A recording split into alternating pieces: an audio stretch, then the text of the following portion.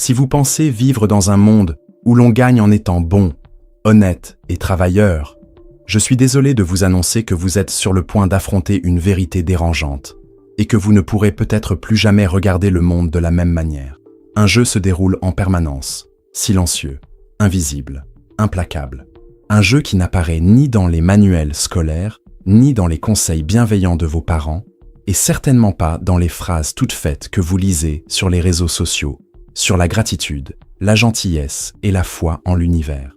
Le jeu du pouvoir n'a pas sa place pour ceux qui vivent dans l'illusion. Ceux qui n'en comprennent pas les règles deviennent simplement des pièces sur l'échiquier de quelqu'un d'autre. Et voici le détail le plus cruel de tous. Peu importe que vous choisissiez de ne pas jouer, car à ce jeu, même ceux qui ne jouent pas sont manipulés. Choisir la neutralité ne vous met pas hors jeu. Cela vous met simplement dans la position de quelqu'un manipulé, contrôlé, utilisé et souvent rejeté sans même vous en rendre compte. Et peut-être n'en avez-vous même pas conscience, mais les fois où vous avez été ignoré, trahi, boycotté ou sous-estimé, ce n'étaient pas des accidents. C'étaient des gestes précis, exécutés par quelqu'un qui, consciemment ou inconsciemment, comprend les lois cachées qui régissent les relations humaines. Pouvoir, manipulation, influence, contrôle, des mots qui effraient les faibles, mais qui libèrent les lucides. Car tandis que la majorité vit anesthésiée par des idées romantiques sur la justice et la méritocratie, une minorité silencieuse domine, contrôle et gouverne en coulisses, dans les affaires, en politique, dans les relations sociales, dans les mariages, dans les amitiés, sur le marché, dans la culture, et oui, même dans votre propre vie, alors que vous pensez que tout est une question de chance, de hasard ou de mauvaise foi. La question qui demeure est simple, brutale et incontournable. Voulez-vous continuer à être une pièce mue par les mains du joueur, ou allez-vous enfin apprendre à jouer? Car une fois que vous comprenez ces lois, une fois que vous voyez les mécanismes invisibles qui régissent la nature humaine, il n'y a plus moyen de les ignorer. Vous vous réveillez, vous réalisez, vous comprenez. Et à partir de ce moment, le jeu change, pour toujours. Alors, préparez-vous. Ce que vous allez entendre n'est pas un manuel du mal. C'est une carte des coulisses de l'esprit humain, tirée des enseignements les plus brutaux de Nicolas Machiavel, auxquels s'ajoute la précision chirurgicale des 48 lois du pouvoir. Et tout commence, maintenant. Dans le jeu du pouvoir, la première règle est claire, brutale et implacable. Ne jamais faire de l'ombre aux maîtres. Peu de choses génèrent autant d'inconfort, d'insécurité et, par conséquent, de destruction silencieuse que de faire sentir à ses supérieurs qu'ils sont inférieurs. La vanité humaine est, de toutes les faiblesses, la plus sensible. Et lorsqu'elle est blessée, elle se transforme en une lame acérée, sans prévenir. L'erreur de ceux qui croient que leur talent parlera de lui-même est précisément de ne pas comprendre que le talent, lorsqu'il brille trop fort, devient une menace. Le maître, le patron, le leader, le supérieur, quel que soit le nom qu'on lui donne, doit avant tout croire qu'il a le contrôle, qu'il est supérieur, que sa lumière ne sera jamais surpassée. Machiavel avait déjà prévenu. Le prince peut pardonner les erreurs, les échecs, les faux pas, mais il ne pardonnera jamais à ceux qui, même involontairement, le rabaissent aux yeux des autres. Et ce n'est pas que de la théorie. L'histoire regorge d'exemples. Galilée, en présentant ses découvertes révolutionnaires qui placèrent le Soleil, et non la Terre, au centre de l'univers, aurait pu être détruit par l'Église. Et peut-être l'aurait-il été s'il n'avait pas eu le génie machiavélique de dédier son œuvre au pape lui-même, louant sa sagesse. Il a transformé un affront en révérence. Il a compris que, dans le jeu du pouvoir, on ne se confronte pas au Soleil. On ne cherche pas à briller plus fort que lui. La stratégie intelligente consiste à être comme la Lune. Elle reflète la lumière du Soleil, illumine la nuit, enchante, mais ne rivalise jamais. Il existe cependant une exception. Si votre maître est déjà une étoile filante, s'il est faible, discrédité, sur le point de tomber, alors hésiter est la pire des erreurs. Dans ce scénario, ceux qui n'ont pas le courage de se surpasser sont entraînés dans la chute. Et si le maître peut être une menace, la question est inévitable. À qui peut-on faire confiance? La réponse, malheureusement, est aussi inconfortable que nécessaire. Ne faites pas trop confiance à vos amis. Apprenez autant que possible à manipuler vos ennemis. Cela peut paraître contre-intuitif, voire cruel, mais c'est un principe qui repose sur la plus pure réalité de la nature humaine. Les amis, lorsqu'ils sont trop proches, ont tendance à se sentir tout permis. Ils deviennent gâtés, complaisants et souvent secrètement envieux de votre réussite. Car trop d'intimité engendre des comparaisons. Et qui dit comparaison dit jalousie, ressentiment et trahison déguisées en erreur. En revanche, l'ennemi, lorsqu'il devient un allié, possède quelque chose que l'ami n'a pas. Le besoin désespéré de prouver sa valeur, d'effacer son passé, de faire preuve de loyauté. C'est le paradoxe du jeu social. C'est ainsi qu'Abraham Lincoln, pendant la guerre de sécession, forma un cabinet avec ses plus grands adversaires. Tout le monde s'attendait à son échec, à l'effondrement du gouvernement, car il était entouré de rivaux. Or, c'est exactement l'inverse qui s'est produit. Ces hommes, autrefois ennemis jurés, sont devenus ses plus fidèles alliés. Pourquoi ? Parce qu'ils savaient que le moindre faux pas serait perçu comme la confirmation qu'il n'aurait jamais dû être pardonné. La logique est simple. Un ami est comme un chat qui se blottit sur vos genoux. Il semble à l'aise, mais au moindre inconfort, il vous griffe. Un ennemi devenu allié est comme un chien dressé, attentif, discipliné et prêt à vous protéger, car il sait que sa survie en dépend. Bien sûr, il y a des exceptions. Il y a des situations où l'on a vraiment besoin de ses amis, surtout lorsqu'il s'agit de missions extrêmement sensibles qui exigent une confiance absolue, une discrétion absolue et un partage des risques. Mais même dans ces cas-là, n'oubliez jamais que le prix de l'amitié, dans le jeu du pouvoir, est généralement plus élevé qu'on ne l'imagine. Et puisque la confiance est une illusion, un besoin encore plus vital surgit, s'assurer que personne ne sache ce que l'on veut vraiment. Et c'est là qu'intervient l'une des lois les plus machiavéliques, cacher ses intentions. Ici, pas de place pour le romantisme, ni pour ce discours naïf selon lequel la transparence engendre la confiance. La réalité est différente, bien plus crue et immuable. Ceux qui révèlent leur désir livrent, sur un plateau d'argent, la carte de leur propre vulnérabilité. Car ceux qui savent ce que vous voulez, savent exactement comment vous contrôler, vous séduire, vous manipuler ou vous détruire. C'est pourquoi les vrais stratèges ne disent jamais ce qu'ils pensent vraiment. Au contraire, ils alimentent les distractions, créent des écrans de fumée, offrent des miettes d'informations qui égarent les autres. Machiavel disait que ceux qui maîtrisent l'art de la dissimulation non seulement protègent leurs intérêts, mais forcent les autres à jouer dans l'ombre, à commettre des erreurs en essayant de deviner leurs intentions. Il suffit de regarder Napoléon.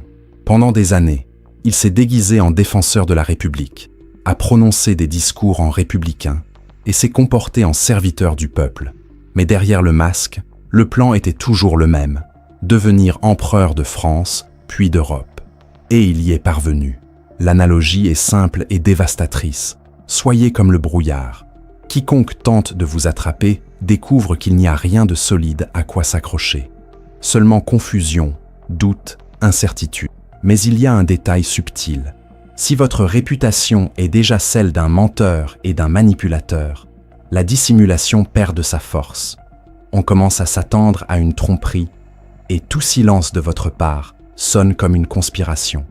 Dans ce cas, le machiavélisme recommande un déguisement encore plus sophistiqué, utiliser la vérité comme une arme, avouer ses erreurs, feindre le remords et créer un nouveau masque, plus convaincant que n'importe quel mensonge. Et puisque la dissimulation est une défense, une autre question inévitable se pose. Si même les mots révèlent quelque chose, comment s'en protéger ? La réponse est plus simple qu'il n'y paraît, mais rares sont ceux qui ont la discipline nécessaire pour l'appliquer. Dites toujours moins que nécessaire. Dans le jeu du pouvoir, les mots sont des armes à double tranchant.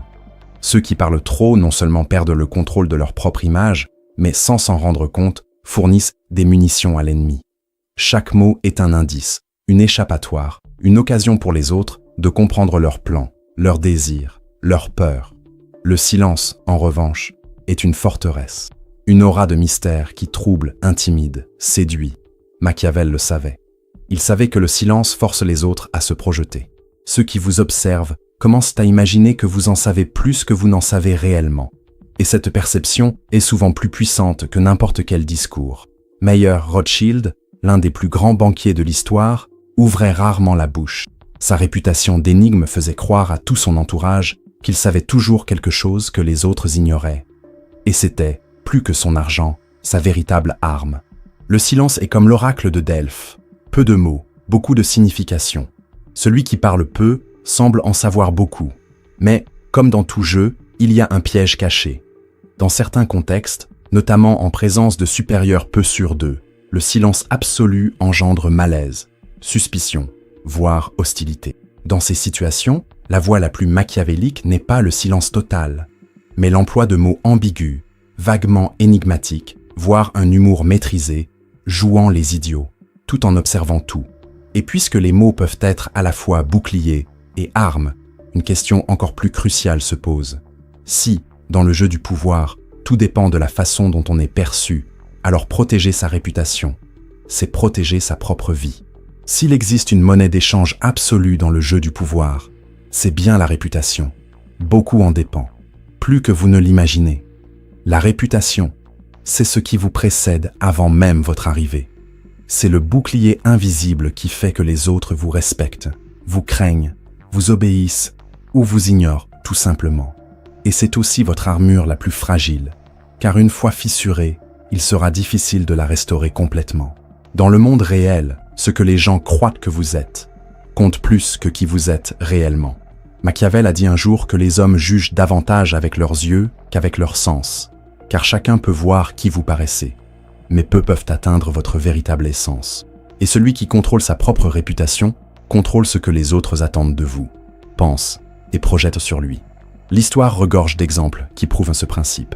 À Florence, à la Renaissance, des familles entières furent détruites non par des guerres, mais par des rumeurs bien ancrées qui érodèrent lentement les fondements de la confiance sociale. C'est ainsi sur l'échiquier du pouvoir. Votre image vaut plus que votre vérité. Et la règle est simple et cruelle. Attaquez avant d'être attaqué. Protégez votre réputation comme si c'était votre propre vie. Et chaque fois que vous le pouvez, détruisez la réputation de vos ennemis avant même qu'ils ne lèvent la main sur vous. Une réputation ruinée est comme une maladie contagieuse. Personne ne veut s'y associer. L'analogie est claire. Imaginez une mine de diamants. Tant qu'elle est bien protégée, entourée, sa richesse croît, brille et prospère. Mais si elle est ouverte sans critères, pillée ou laissée à découvert, elle perd sa valeur et tombe en ruine. Voilà comment fonctionne votre réputation. Protégez-la, protégez-la, et elle vous soutiendra toute votre vie.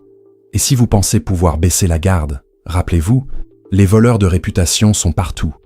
Il n'y a pas de place pour le relâchement, pas de place pour la naïveté. Votre réputation doit être constamment renouvelée, polie comme un joyau. Et oui, il y a une exception.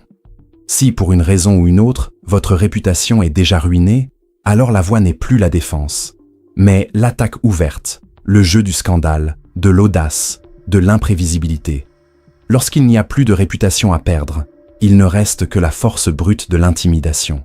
Mais protéger son image ne suffit pas si le monde vous ignore, car dans le jeu du pouvoir, l'invisibilité est fatale. Et c'est précisément ce qu'enseigne la loi suivante. Attirer l'attention à tout prix. Le monde ne récompense pas les discrets, les timides, ceux qui se cachent. Ce qui n'est pas vu n'existe pas. Ce qui n'est pas perçu n'a aucune valeur. Depuis l'Antiquité, la société est régie par le théâtre des apparences. Et celui qui domine ce théâtre domine la perception, et par conséquent domine la réalité. Machiavel avait compris que la présence, le spectacle et le symbolisme sont aussi importants, voire plus, que la compétence. Un homme médiocre qui sait se faire remarquer aura souvent plus de pouvoir qu'un génie silencieux qui reste dans l'ombre. Prenez n'importe quel grand dirigeant de l'histoire. Napoléon, par exemple, n'était pas qu'un simple général. C'était un spectacle ambulant. Son image, son chapeau, sa posture, sa main sur la poitrine, tout était soigneusement conçu pour susciter fascination, peur, respect et surtout, visibilité. L'analogie est simple, pensez à la danseuse voilée. Ce qu'elle révèle, excite, mais ce qu'elle cache, rend fou. C'est le jeu parfait du montrer et du cacher qui fascine tout le monde. De la même manière, vous devez apprendre à maîtriser votre propre exposition. Soyez visible lorsque c'est stratégique. Disparaissez lorsque cela suscite le désir. Soyez imprévisible. Soyez plus grand que nature. mais soyez prudents. Attirer l'attention ne doit jamais signifier offenser ou éclipser ceux qui sont au-dessus de vous. Ce serait une erreur fatale, car, comme nous l'avons vu, il ne faut jamais éclipser le maître. Alors démarquez-vous, mais sans menacer les hiérarchies qui vous entourent. Grandissez, sans paraître une menace directe. Séduisez, sans paraître arrogant. Et si même votre image peut être une arme, imaginez ce qui se passe quand vous apprenez à utiliser les efforts des autres. C'est exactement ce qu'enseigne la loi suivante. Faites travailler les autres pour vous, mais attribuez-vous toujours le mérite. C'est peut-être l'une des stratégies les plus froides, les plus impitoyables et les plus efficaces dans le jeu du pouvoir. Pourquoi gaspiller votre énergie, votre temps, vos ressources, quand une foule est prête, consciemment ou non, à le faire pour vous? Le véritable stratège sait que son esprit vaut mieux que ses mains. Tandis que les imbéciles s'épuisent dans l'exécution, les sages se consacrent au commandement, à la stratégie, à la manipulation silencieuse en coulisses. Le monde est rempli d'hommes qui ont passé leur vie à croire que l'effort pur est la clé du succès. Pauvres naïfs. Au final, celui qui s'élève n'est pas celui qui travaille le plus dur, mais celui qui travaille le mieux. Et travailler le mieux signifie souvent utiliser les efforts des autres comme tremplin vers sa propre ascension. L'analogie est cruelle, mais juste. Imaginez le vautour. Il ne chasse pas, ne court pas, ne s'épuise pas. Il vole simplement au-dessus de vous, alerte, attendant que d'autres fassent le sale boulot. Lorsque le prédateur a terminé sa chasse, le vautour se pose et se nourrit de ce qui reste, confortablement installé, sans risque, sans s'user. C'est ainsi que se joue le jeu du pouvoir. Mais, bien sûr, il y a une exception. Si vous exagérez en vous attribuant le mérite, surtout devant vos supérieurs, la stratégie peut se retourner contre vous. Offenser l'ego de quelqu'un qui a plus de pouvoir que vous peut causer votre perte. C'est pourquoi le machiavélisme enseigne. Volez le mérite, mais avec élégance. Laissez l'autre croire qu'il a gagné aussi. Faites comme si tout était une collaboration. Et ainsi, vous grandissez. Tandis que d'autres, épuisés, vous soutiennent. Et si manipuler les efforts des autres est une forme de contrôle, il existe un niveau de maîtrise encore plus raffiné et silencieux. La loi suivante consiste à renverser complètement la situation, faire venir les gens à vous et, si nécessaire, utiliser des appâts. Voici l'une des plus grandes vérités que Machiavel nous a enseignées. Ceux qui réagissent ont déjà perdu. Le contrôle n'est jamais entre les mains de celui qui poursuit.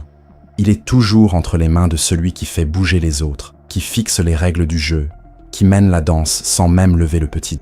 Lorsque vous forcez les autres à bouger, ils abandonnent inévitablement leur propre plan, leur propre défense. En avançant vers vous, ils deviennent vulnérables, exposés, déséquilibrés.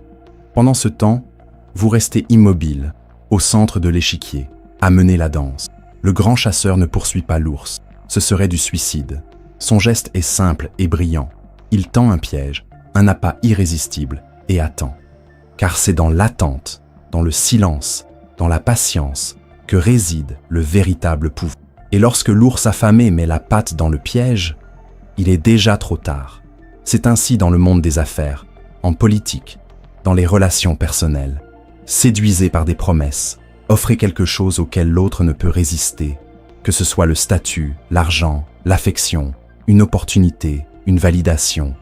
Et puis, quand il arrive, attaquez. Mais bien sûr, comme dans tout jeu, il y a des moments où l'inversion de cette logique fonctionne aussi. Une agression soudaine, un geste inattendu, peut être dévastateur lorsque l'autre n'est pas préparé. Mais c'est l'exception, pas la règle. Dans un jeu à long terme, celui qui bouge moins contrôle plus. Beaucoup de gens commettent une erreur fatale dans le jeu du pouvoir. Ils croient que convaincre est une question de mots, d'arguments et de rhétorique directe. Naïf, car dans le monde réel, les discussions sont des pièges déguisés. Et c'est exactement ce qu'enseigne la 9e loi. Gagner par ses actes, jamais par la discussion. La raison est simple et brutale. Chaque fois que vous essayez de convaincre quelqu'un par l'argumentation, la raison et la logique, vous pouvez même gagner momentanément. Vous pouvez même obtenir l'accord de l'autre en apparence.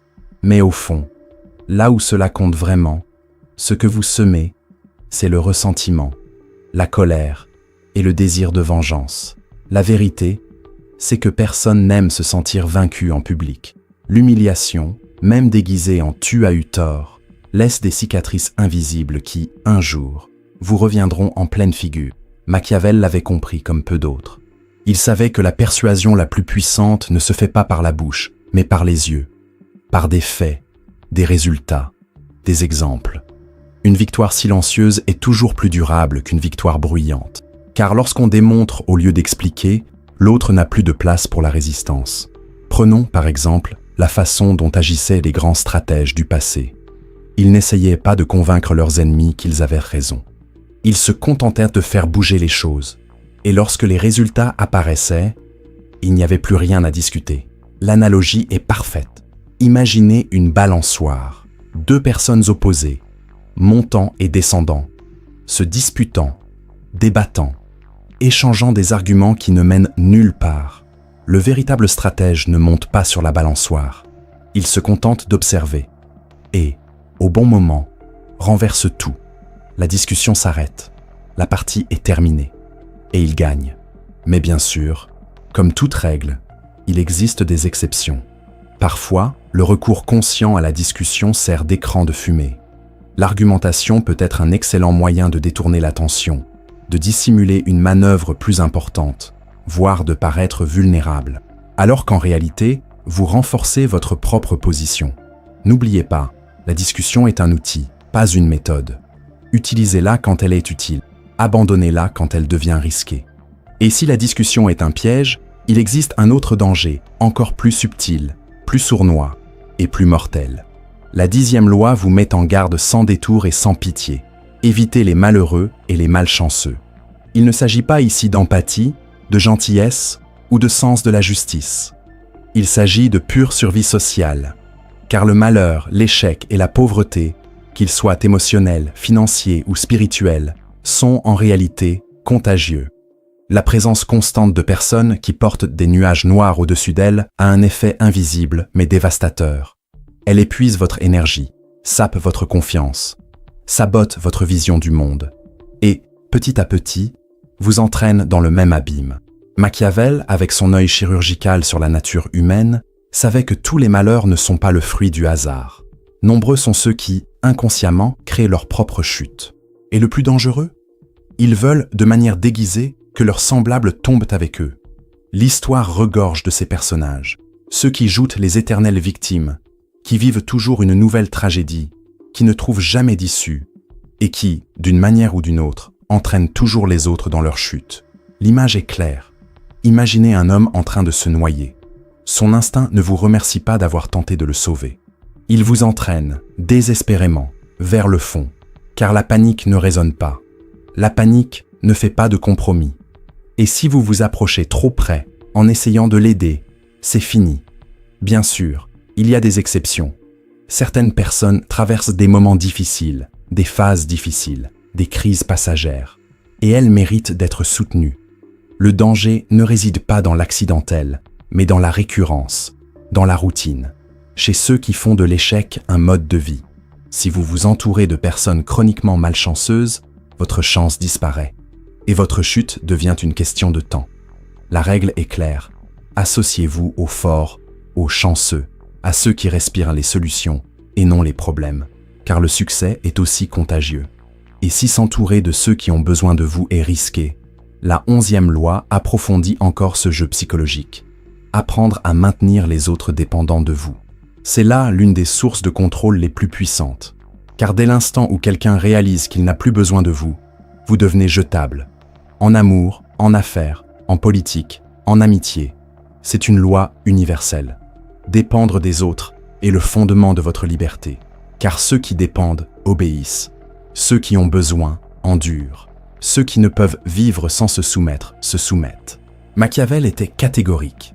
Le véritable pouvoir ne réside ni dans la force brute, ni dans l'argent seul, mais dans la capacité à se rendre indispensable.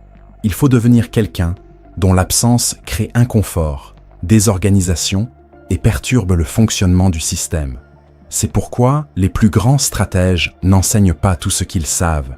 Ils en enseignent juste assez pour que les autres puissent le faire, mais jamais assez pour qu'ils puissent les remplacer. L'image parfaite ici est celle de la liane. Elle grimpe, s'enroule autour des branches, des murs, des arbres, et, Une fois enracinée, il devient presque impossible de l'arracher. Car si on tire d'un côté, elle se renforce de l'autre. Et si on essaie de la couper, on découvre qu'elle a déjà pris racine partout. Mais, comme toute force, il existe un risque. Devenir trop indispensable peut engendrer la peur. Et ceux qui ont peur agissent parfois de manière imprévisible. Un supérieur peut commencer à se méfier de quelqu'un qui semble trop nécessaire. Dans ce cas, le machiavélisme nous enseigne: restez indispensable, mais de manière subtile. Laissez l'autre croire qu'il vous contrôle, qu'il a du pouvoir sur vous, alors qu'en réalité, il ne réalise pas que c'est vous qui faites tourner son monde. Et si maintenir quelqu'un dans la dépendance est une forme de contrôle, il existe une stratégie encore plus raffinée, presque poétique dans sa cruauté. La 12e loi. Utilisez une honnêteté et une générosité sélectives pour désarmer votre victime. C'est là l'un des plus grands paradoxes du pouvoir. Rien ne désarme plus qu'un geste sincère. Rien ne baisse la garde plus qu'une attitude honnête. L'esprit humain a été entraîné, depuis la nuit des temps, à se méfier des escroqueries, des mensonges et de la malveillance. Mais face à la générosité, vous êtes désarmé. Vous vous détendez. Vous croyez. Et c'est précisément là que réside le piège. Le stratège astucieux offre des cadeaux, de petites faveurs, des mots gentils, des gestes inattendus d'une apparente bonté. Et dans ce geste, il cache le cheval de Troie. Car tandis que l'autre célèbre votre générosité, votre apparente honnêteté, vous implantez déjà en lui ce qui deviendra plus tard votre clé de contrôle. L'image est littérale. Le cheval de Troie a été offert en cadeau. Un cadeau, un symbole de paix. Mais cachés à l'intérieur se trouvaient les soldats qui, au cœur de la nuit, détruiraient la ville. Telle est la loi. Offrez quelque chose. Faites croire que vous avez renoncé, que vous avez cédé, que vous vous êtes sacrifié. Et, au bon moment, encaissez la facture. Mais attention, ce jeu requiert de la subtilité. Si votre réputation est déjà celle d'un tricheur, si tout le monde sait que vous êtes manipulateur et fourbe, alors l'honnêteté perd son efficacité. Le cadeau ressemble à du poison. Le geste à de la tricherie. Dans ce cas, il faut d'abord reconstruire son image, feindre le remords, susciter l'empathie, et seulement ensuite utiliser à nouveau cette arme avec brio. Car le jeu du pouvoir ne repose pas sur la force brute. C'est une question de psychologie. Il faut comprendre qu'au final, celui qui contrôle les émotions contrôle tout l'échiquier. La 13e loi révèle l'un des secrets les plus cruels et les plus efficaces de la manipulation. Lorsque vous demandez de l'aide, ne faites jamais appel à la compassion ou à la gratitude. La nature humaine, dans son essence la plus pure, n'est guidée ni par la bonté, ni par le souvenir des faveurs reçues. Elle est presque exclusivement mue par l'égoïsme déguisé en rationalité. Si vous croyez que quelqu'un vous aidera parce que vous l'avez déjà aidé, vous êtes voué à la frustration. Le monde ne fonctionne pas ainsi. On oublie vite ce qui a été fait pour soi, car la dette morale est inconfortable, lourde, une blessure à l'orgueil. Mais il est une chose que personne n'ignore, la possibilité d'un gain personnel. C'est pourquoi, lorsque vous demandez quoi que ce soit, la meilleure façon de procéder est de ne pas rappeler à l'autre les faveurs que vous lui avez rendues. Cela ne fait que susciter résistance, gêne et parfois même colère. La solution est simple, élégante et brutale. Montrez-lui ce qu'il gagne à vous aider. Faites directement appel à son intérêt, à sa vanité, à son désir caché. Machiavel le comprendrait mieux que quiconque, car il savait que la pitié est un voile ténu qui se déchire au premier coup de pouce. C'est ainsi qu'opèrent les grands manipulateurs. Ils font semblant de demander de l'aide, mais en réalité, ils offrent une occasion irrésistible de bénéfices mutuels. L'analogie est parfaite.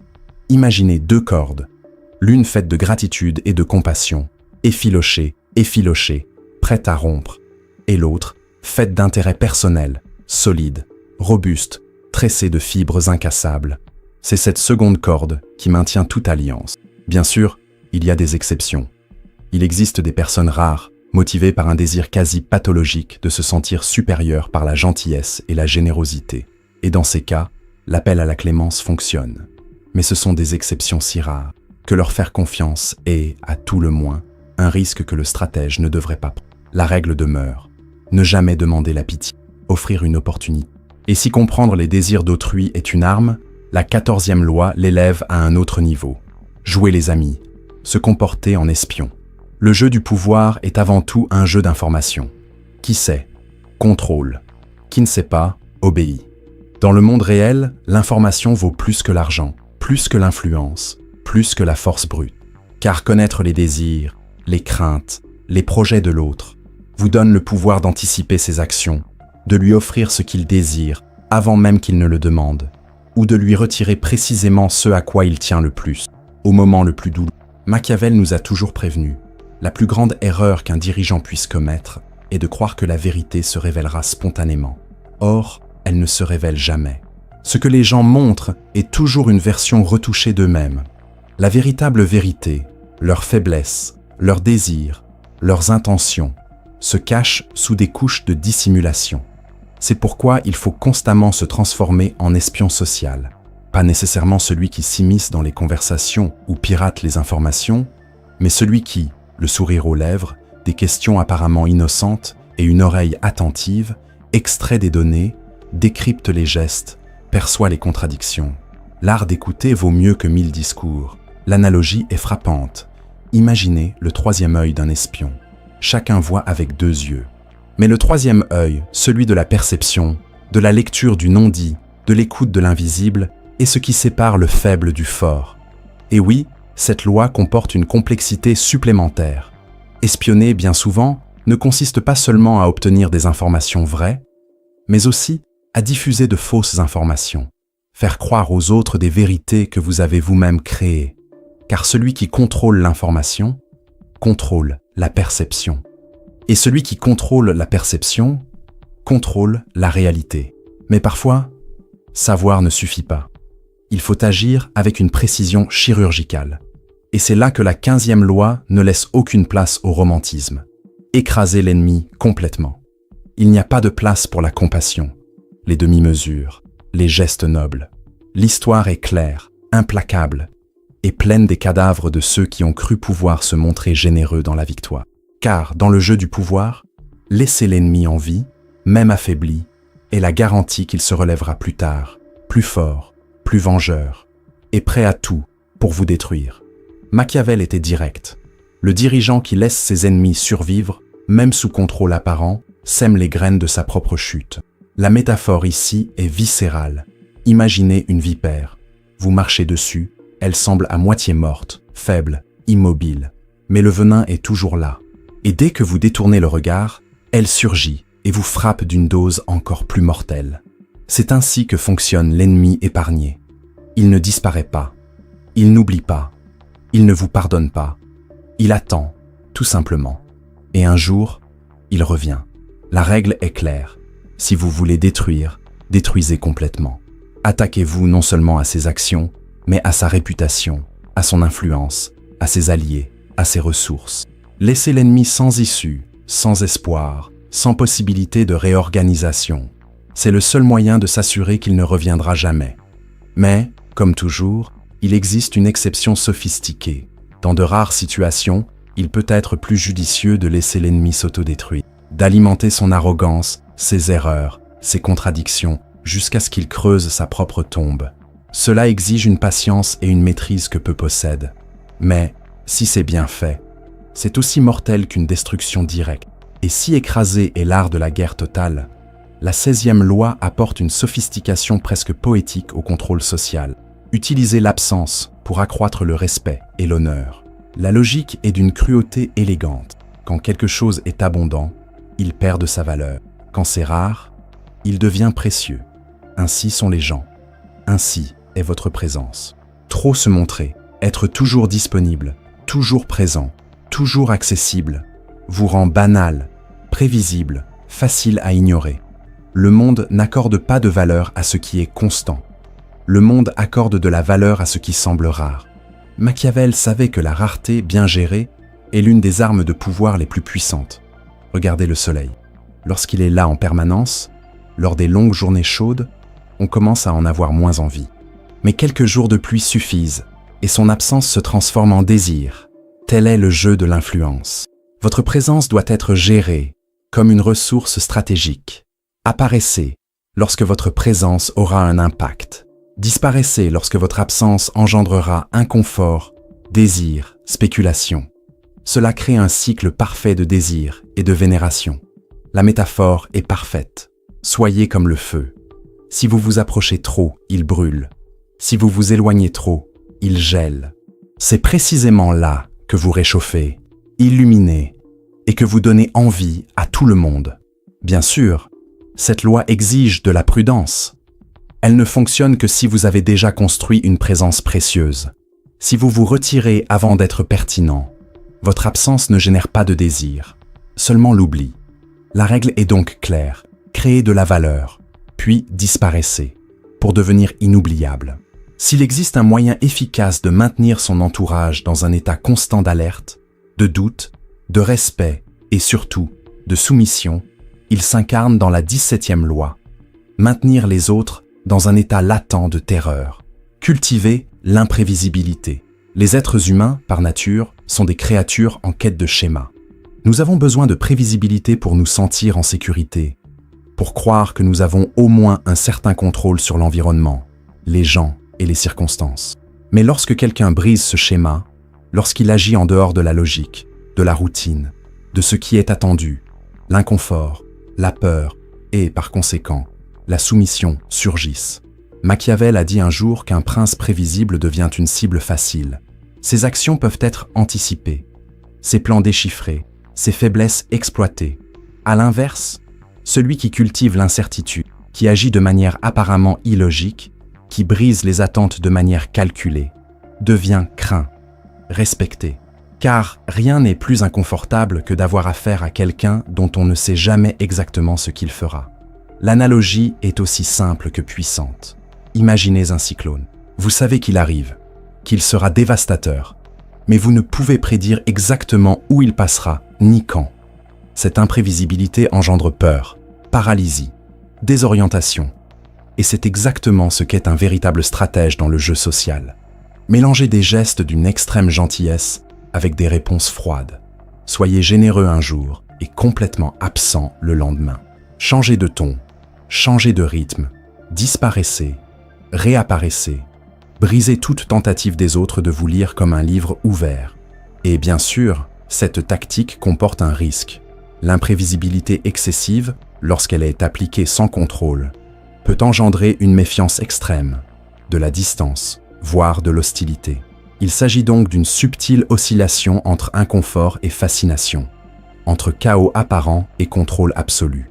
Mais si l'imprévisible engendre le respect, beaucoup tombent dans un piège lorsqu'ils tentent de se protéger des dangers extérieurs, la construction de forteresses.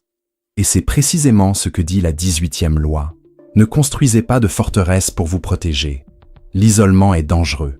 Il est naturel que, lorsqu'ils se sentent menacés, les êtres humains cherchent à ériger des murs, des barrières et des distances. Cependant, dans le jeu du pouvoir, les forteresses ne protègent pas. Elles condamnent, s'isoler, se distancier des masses, se tenir à l'écart du flux d'informations, des mouvements sociaux et de la dynamique humaine, fait perdre de vue l'enjeu. Cela vous empêche de percevoir les mouvements de vos ennemis, d'entendre les murmures avant qu'ils ne se transforment en cris. Machiavel nous avait prévenu que le pouvoir ne réside pas dans la distance, mais dans la présence stratégique, dans la capacité à circuler, à se mêler, à être parmi les gens, à écouter, à observer, à recueillir des informations, à nouer des alliances et, surtout, à détecter les trahisons avant qu'elles ne se matérialisent. La métaphore est claire. Imaginez une forteresse au sommet d'une colline. Elle paraît imposante, sûre, protégée. Mais encerclée, isolée, sans communication avec l'extérieur, elle n'est rien d'autre qu'un piège dans lequel son propre occupant devient prisonnier. Il en va ainsi dans le monde du pouvoir. L'isolement fait de vous une cible fixe, prévisible, facile à attaquer. Bien sûr, il existe une exception. À des moments très précis, se retirer temporairement pour réfléchir, planifier, recalibrer ses stratégies peut s'avérer extrêmement efficace. Mais il ne doit s'agir que d'une pause stratégique, jamais d'un état permanent. Et si l'isolement est un piège, il en existe un autre encore plus dangereux, dont beaucoup ne se rendent compte que trop tard. Ne pas savoir à qui l'on a affaire. La 19e loi est un avertissement brutal et vital. N'offensez jamais la mauvaise personne. Car, dans le jeu social, dans le jeu du pouvoir, il n'y a pas d'adversaire générique, pas d'ennemi standardisé. Chaque personne porte en elle un type de danger spécifique, une combinaison unique d'orgueil, de vanité, d'insécurité, d'impulsivité ou de désir de vengeance. Et une mauvaise interprétation de ce profil peut être fatale. Machiavel savait que la plus grande erreur d'un prince n'était pas forcément de se tromper de stratégie, c'était de se tromper dans le choix de son ennemi. Car il y a ceux qui, attaqués, capitulent, disparaissent, s'évanouissent. Mais il y a aussi ceux qui, même lorsqu'ils semblent vaincus, passent le reste de leur vie à planifier, attendre, construire silencieusement leur vengeance. La métaphore est parfaite. Imaginez un chasseur. Il ne tend pas le même piège au renard qu'au loup. Chaque proie requiert une stratégie différente. De même, dans le jeu social, il est essentiel de reconnaître ceux qui manquent d'assurance, ceux qui sont paranoïaques, ceux qui sont vindicatifs, ceux qui sont orgueilleux, et surtout, ceux qui n'oublient jamais. Car, en offensant quelqu'un de cette façon, on ne se crée pas seulement un ennemi. On crée un projet de destruction qui, souvent, ne se concrétise que des années plus tard, lorsqu'on ne se souvient plus de ce qu'on a fait. Et oui, cette loi ne connaît aucune exception. Parce que comprendre profondément les gens qui vous entourent n'est pas une option, c'est une question de survie. Et si choisir ses ennemis est déjà dangereux, se compromettre excessivement est une erreur encore plus subtile et mortelle. La 20e loi est directe, élégante et absolument machiavélique. Ne vous engagez envers personne, car dès l'instant où vous choisissez un camp, une faction, une cause, vous perdez une partie de votre pouvoir. Vous perdez la liberté de mouvement, de négociation, de transit, de manipulation des deux camps. L'imbécile est celui qui se précipite pour prendre parti, qui s'éprend d'une idée, d'un leader, d'une cause. Car, ce faisant, il renonce à sa neutralité, à son indépendance, et par conséquent, à sa capacité de contrôler les autres. Machiavel était catégorique. Le prince sage ne capitule jamais complètement. Il observe les parties en conflit, les nourrit toutes les deux, les manipule toutes les deux, et, finalement, s'aligne temporairement sur celle qui lui offre le plus d'avantages. L'analogie est simple. Imaginez une forêt peuplée de buissons épineux, tous entrelacés, en compétition pour l'espace. Le buisson qui pousse seul, qui garde ses distances, qui ne s'en mêle pas, est celui qui reçoit le plus de lumière, le plus d'espace, le plus de croissance. Mais bien sûr, cette loi comporte un détail sophistiqué. Parfois, se compromettre, même de manière apparente, peut être une manœuvre stratégique. Feindre la loyauté, feindre l'attachement, feindre la passion pour une cause, peut être le meilleur moyen de s'infiltrer, de gagner la confiance, d'accéder à des informations privilégiées. Mais soyons clairs, cet engagement n'est jamais réel. Ce n'est qu'un masque de plus sur le grand théâtre du pouvoir. Il existe un jeu silencieux dans chaque contexte social et peu de gens en sont conscients. Ce jeu repose sur une dynamique simple mais dévastatrice. Personne n'aime se sentir moins intelligent que les autres. La 11e loi apparaît alors comme l'une des armes de manipulation les plus raffinées, faire l'idiot pour piéger les idiots. Et voici la vérité dérangeante. Dès que vous paraissez trop intelligent, trop éloquent, trop stratégique, vous réveillez chez les autres un instinct primitif de défense. L'envie, la compétition et le ressentiment commencent à pousser comme des mauvaises herbes. Et au final, aussi brillant que vous soyez, les gens finiront par souhaiter secrètement votre chute. Machiavel le savait mieux que quiconque. Il savait qu'il y a plus de pouvoir à paraître inoffensif qu'à se montrer brillant. Car lorsqu'on agit bêtement, simplement et inoffensif, quelque chose de magique se produit. Les autres baissent leur garde. Ils deviennent détendus, confiants et insouciants. Et c'est précisément dans cette insouciance que vous installez vos pièges, vos stratégies et vos mouvements les plus précis. L'image est parfaite. Pensez à l'opossum qui, face à un prédateur, fait le mort. Pendant quelques secondes, le prédateur se désarme. Il perd tout intérêt. Il pense qu'il n'y a plus de danger. Et c'est précisément à ce moment-là que l'opossum s'échappe, ou attaque. C'est l'essence même de cette loi. Faites semblant d'être plus petit, moins intelligent, moins préparé. Et tandis que les autres se sentent supérieurs, vous recueillez des informations, analysez les mouvements et préparez le coup infaillible. Mais, bien sûr, il y a un détail machiavélique et crucial. Au début de votre ascension, tant que vous n'avez pas encore consolidé votre présence, il est inutile de paraître trop ridicule. Ce qu'il vous faut, c'est démontrer, subtilement, que vous êtes plus compétent que vos concurrents directs, surtout devant ceux qui peuvent vous faire progresser. Le secret réside dans le dosage.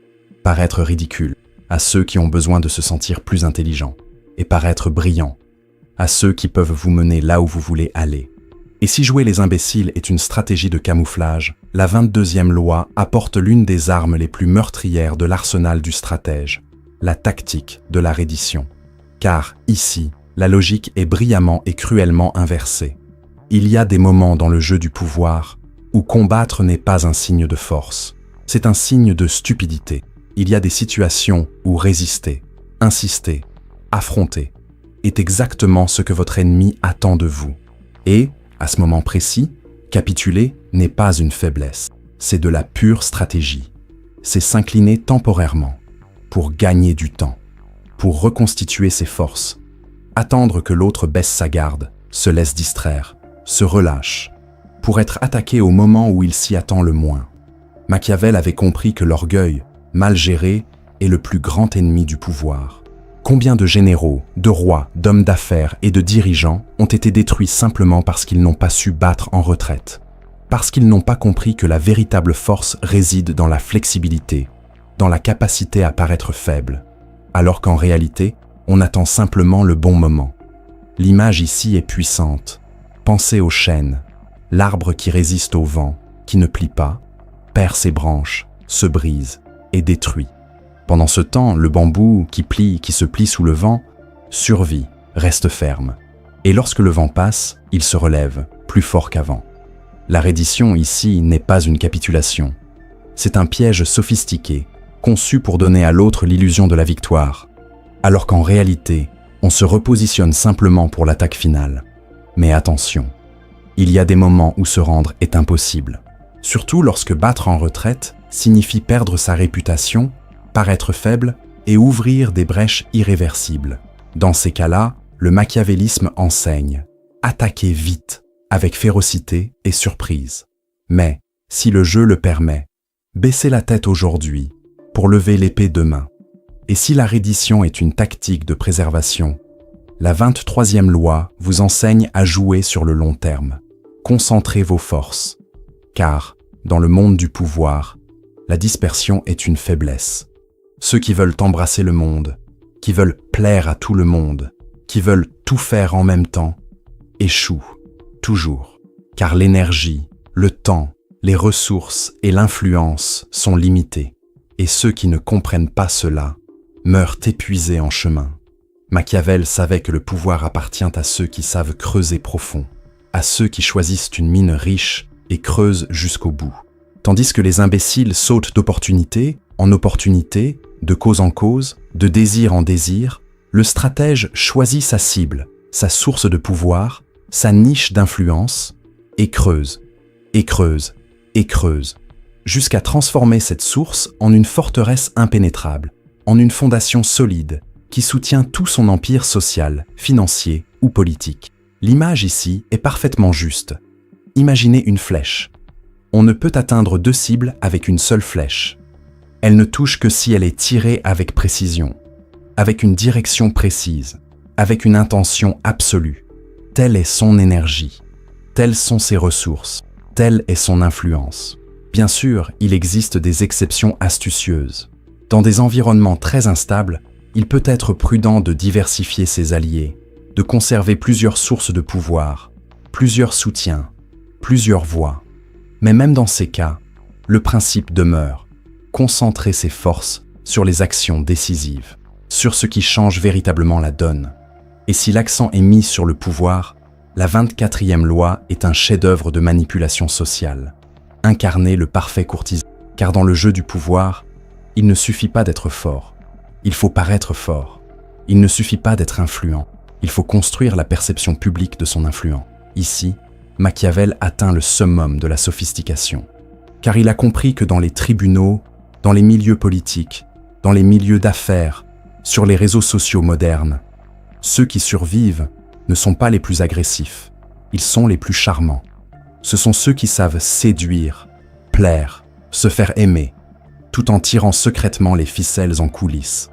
Le courtisan parfait est celui qui maîtrise l'art de la dissimulation, qui sait louer sans paraître flatteur, critiquer sans paraître agressif, influencer sans paraître manipulateur, qui se fait présent sans paraître nécessiteux, qui s'éloigne sans paraître désintéressé, qui sait quand sourire et quand laisser le silence parler plus fort.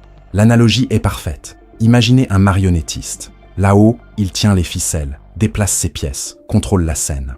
Le public, émerveillé, applaudit la performance, sans jamais se rendre compte que tout ce qu'il voit est le résultat des mouvements invisibles des mains en coulisses.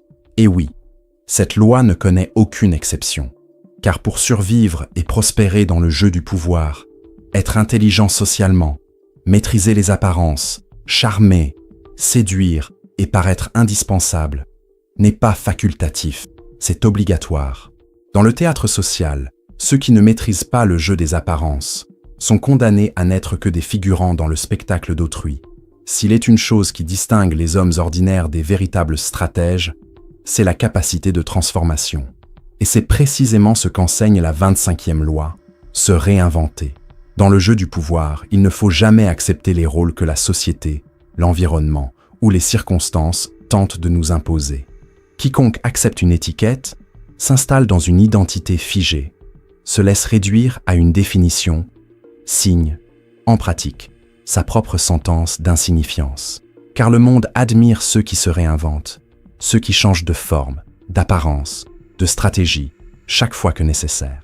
Et il craint ceux qui sont si fluides qu'ils ne peuvent être saisis ou définis. Machiavel savait que le pouvoir ne se résume pas à la force ni à l'influence. Il s'agit avant tout de la capacité à être multiple, à être ce que le jeu exige, à se transformer en héros, en méchant, en sage, en fou, en ami, en rival, selon le contexte, la stratégie, les intérêts de chacun. La métaphore est puissante. Imaginez Proté, le dieu grec des mers. Il se transformerait en lion, en serpent, en panthère, en feu, en eau, n'importe quoi, pourvu que cela lui confère un avantage, une protection ou une domination. Voilà à quoi devrait ressembler un vrai stratège. Car ceux qui restent les mêmes deviennent prévisibles. Et ceux qui sont prévisibles sont contrôlables, attaquables, jetables. Mais, comme tout outil de pouvoir, cette transformation requiert une intelligence esthétique et psychologique. Il ne s'agit pas de changer de forme comme un acteur médiocre. Il s'agit de créer des versions de soi-même convaincantes, séduisantes, fascinantes, qui enchantent ceux qui vous observent, tandis que vous manipulez les ficelles du jeu en coulisses. Ceux qui ne maîtrisent pas cette loi deviennent des pièces immobiles sur l'échiquier des autres. Ceux qui la maîtrisent deviennent l'échiquier lui-même. Et si se réinventer signifie se construire une nouvelle image, la 26e loi apparaît comme un bouclier invisible mais absolument nécessaire. Gardez les mains propres. Dans le jeu du pouvoir, vous devez apparaître comme un modèle de vertu, d'élégance et de civilité. Vos erreurs, vos escroqueries, vos manipulations, vos tricheries ne doivent jamais être visibles. Le public aime les apparences. Les masses doivent croire que les dirigeants sont éthiques, justes et corrects. Même si, en coulisses, le jeu est complètement différent. Machiavel avait compris qu'un prince ne doit pas se salir, pas publiquement. Chaque fois qu'une erreur doit être commise, chaque fois qu'un acte répréhensible doit être commis, il faut déléguer. La faute, la responsabilité, le poids de l'action doivent retomber sur un intermédiaire, un bouc émissaire, quelqu'un prêt à assumer le poids des dégâts, tandis que vous conservez intacte votre aura d'impeccabilité. La métaphore est juste. Imaginez la patte d'un chat, douce, lisse, délicate, mais avec des griffes cachées, acérées et prêtes à l'emploi. Et lorsqu'il faut tirer quelque chose du feu, ce n'est pas la main du maître qui le fait, c'est la patte du chat. Ainsi, l'intermédiaire est brûlé, jamais le véritable acteur. Et oui, cette loi est plus pertinente que jamais. À l'ère des réseaux sociaux, de l'opinion publique et de la cancel culture, avoir une apparence impeccable est une question de survie. Alors, apprenez à faire appel à des tiers. Apprenez à créer des boucs émissaires. Apprenez à déléguer le désordre. et récolter les fruits de la propreté.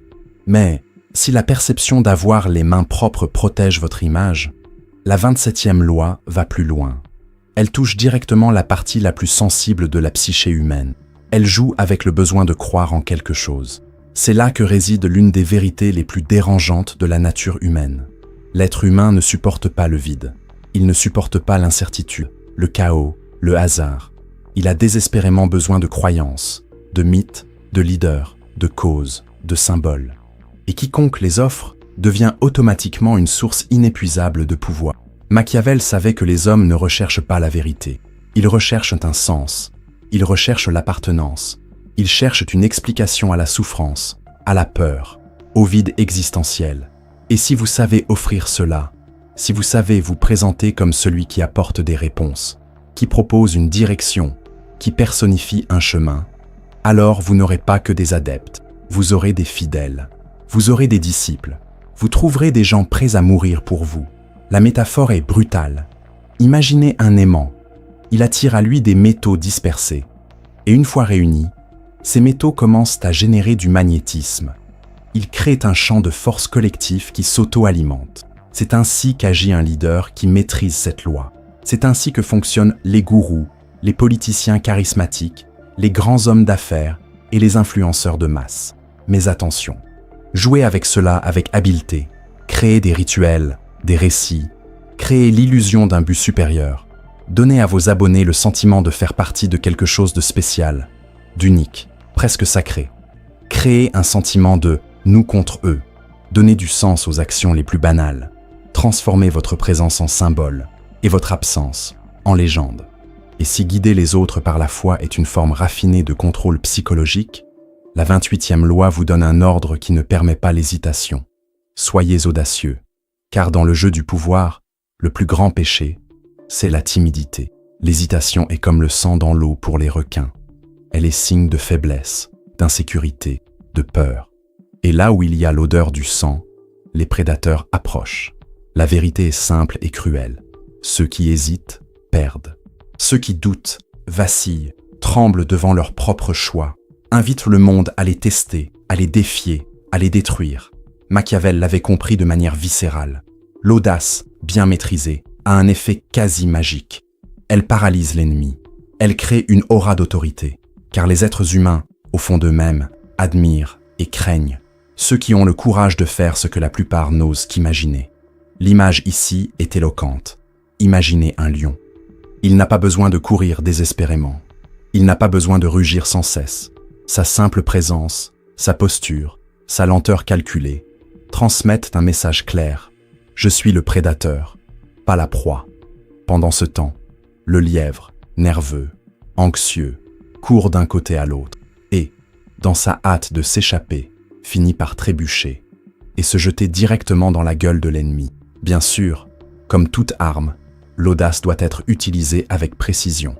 L'imprudence, déguisée en audace, mène au désastre. Sauter sans calcul, prendre des risques sans préparation, attaquer sans intelligence, est aussi mortel que l'hésitation. Mais, entre les deux mots, Machiavel ne laisse aucun doute. Mieux vaut se tromper par audace que mourir de timidité. Il existe une différence brutale, définitive et souvent ignorée entre ceux qui jouent à jouer et ceux qui dominent véritablement le jeu du pouvoir. Et cette différence se résume en un mot, prévoyance. Planifier jusqu'au bout. C'est la 29e loi, et elle ne laisse place ni à la naïveté, ni au romantisme, ni à cet optimisme insensé qui fait que tant de gens se laissent engloutir par leur propre excès de confiance. Car le jeu du pouvoir ne consiste pas à improviser. Il ne s'agit pas de laisser le hasard décider. Il s'agit de contrôler, autant que possible, chaque variable, chaque possibilité, chaque résultat. Et, surtout, il s'agit de ne pas se laisser surprendre. Car quiconque est pris par surprise a déjà perdu. Machiavel savait, comme peu d'autres, que la plus grande erreur qu'un stratège puisse commettre est de croire que la victoire est la fin. Il n'en est rien. Souvent, c'est précisément au sommet de la victoire que commence sa propre chute. Car l'euphorie, l'éblouissement et l'ivresse du succès vous poussent à baisser la garde, à prendre des décisions hâtives, à vous exposer bêtement. et ainsi à semer les graines de votre propre destruction. La métaphore est aussi puissante qu'inconfortable. Imaginez les dieux de l'Olympe. De là-haut, ils observent les hommes, se moquant de notre incapacité à voir au-delà de l'instant présent, au-delà de notre propre nombril, au-delà de l'illusion d'une victoire momentanée. Pendant ce temps, ceux qui planifient jusqu'au bout ne se contentent pas de voir plus loin. Ils contrôlent le résultat, car ceux qui contrôlent la fin contrôlent tout. Et bien sûr, cette loi a un piège subtil. Une planification excessive, mal menée, peut vous paralyser. Elle peut vous transformer en un architecte perpétuel de possibilités qui ne met jamais rien en œuvre. Planifier jusqu'au bout n'est donc pas une obsession malsaine du contrôle absolu. C'est une question d'anticipation, de vision, de saisir les contours de l'avenir alors que d'autres trébuchent encore dans le présent. Et si le plan est votre forteresse invisible, il existe un détail encore plus sophistiqué dans la construction de votre image publique, faire paraître vos réussites faciles. C'est la 30e loi, et elle touche directement au cœur le plus sensible de la psychologie sociale. Car le monde, en général, n'admire pas l'effort apparent, il admire le talent, il admire ce qui semble naturel, inné, presque divin. Le travail acharné, le poids du sacrifice, l'effort en coulisses, n'inspirent pas le respect. Ils inspirent souvent la pitié, ou pire, le mépris. Machiavel avait compris que la puissance ne réside pas seulement dans l'action, mais surtout dans le fait de paraître agir, sans effort, résoudre, sans transpirer, conquérir, sans même avoir l'air d'essayer. L'image ici est on ne peut plus claire. Pensez à un cheval de course. Ceux qui l'observent de loin ne voient que l'élégance, la légèreté et une vitesse presque surnaturelle. Mais ceux qui s'approchent remarquent la tension de ses muscles, sa respiration haletante, l'effort brutal caché sous le masque de la légèreté. Et voici le secret. Votre public doit être suffisamment éloigné pour ne voir que l'élégance, jamais l'effort. Alors, cachez vos astuces, cachez vos méthodes. Ne laissez jamais personne voir à quel point vous avez sué, souffert, calculé, planifié, ajusté, pour que l'impossible devienne inévitable. Car si personne ne le fait, votre image perd sa magie. Elle perd son charme, elle perd son pouvoir. Mais, bien sûr, comme tout dans le jeu, il existe un équilibre délicat. Trop caché peut aussi susciter la suspicion. Cela ressemble à de l'arrogance, à de la dissimulation. L'essentiel est de ne révéler que ce qui nourrit votre légende, jamais ce qui détruit votre magie. Et si la perception de la facilité renforce votre aura, la 31e loi vous enseigne l'une des astuces de manipulation les plus subtiles et les plus mortelles. Contrôler les options. C'est là que réside l'une des vérités les plus dérangeantes du libre arbitre humain. En pratique, il n'existe pratiquement pas, car celui qui présente les options contrôle le jeu. L'illusion du choix est l'un des pièges du pouvoir les plus anciens, les plus sophistiqués et les plus efficaces. Vous n'avez pas à forcer qui que ce soit à faire ce que vous voulez. Structurez simplement le scénario de telle sorte que, quel que soit le choix de l'autre personne, il mène exactement là où vous l'aviez prévu. Machiavel savait que cela fonctionnait, car les êtres humains ont un besoin pathologique de croire qu'ils ont le contrôle, qu'ils font des choix, qu'ils sont maîtres de leur propre volonté. Et en proposant des options soigneusement conçues, vous donnez ce sentiment à l'autre, alors qu'en pratique, vous dirigez ses actions comme un marionnettiste dirige ses marionnettes. L'analogie est tranchante comme une lame. Imaginez le taureau, entouré des cornes du matador. Il regarde à gauche, hérissé. Il regarde à droite, hérissé. Il court en avant, hérissé. Quel que soit son coup, il est piégé dans un jeu déjà joué, avant même qu'il ne s'en rende compte. Mais attention, comme tout piège, celui-ci doit être bien dissimulé. Si l'autre personne réalise que vous contrôlez ses options, le jeu est brisé, l'illusion est brisée et la confiance est rompue. Et alors, ce qui était autrefois la domination se transforme en rébellion. Alors, montrez l'exemple, mais montrez l'exemple avec le sourire. Laissez l'autre personne croire que la décision lui appartient, alors qu'en fait, elle a toujours été la vôtre. Et si le contrôle des choix façonne le comportement, la 32e loi atteint un niveau de contrôle humain encore plus profond et infiniment plus puissant. Réveillez les fantasmes. Car, au fond, personne ne veut la vérité. La vérité nue, brûlante. brute, directe, est presque toujours insupportable. Les êtres humains ne veulent pas affronter le vide, le chaos, la dureté de l'existence. Ils veulent des histoires. Ils veulent de la magie. Ils veulent de l'illusion. Ils veulent croire qu'il existe quelque chose de plus grand, quelque chose de plus profond, quelque chose qui transcende la monotonie de la réalité. Machiavel savait que celui qui domine l'imaginaire domine le monde. Car lorsqu'on devient source de rêves, d'espoir, de désirs cachés, on devient indispensable. On devient une sorte de refuge psychologique, une oasis dans le désert de la médiocrité, de la monotonie et de la souffrance. La métaphore est sublime. Imaginez la lune. Elle n'est jamais à portée de main. Elle n'est jamais pleinement visible.